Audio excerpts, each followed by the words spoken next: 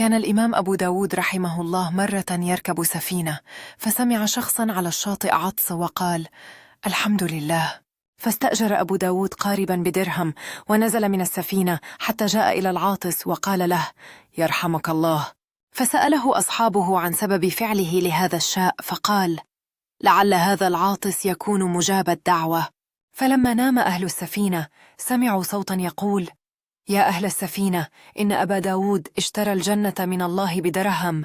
الإمام أبو داود رحمه الله هو صاحب كتاب سنان أبي داود، جمع فيه مجموعة من أحاديث النبي عليه الصلاة والسلام. هذه القصة رواها ابن عبد البر بسند جيد، كما قال الحافظ ابن حجر في شرحه على صحيح البخاري: احبتا في التوحيد والإيمان، لا تحقرن وتقللن من المعروف شيئا، فرب عمل بسيط قد يدخلك الجنة.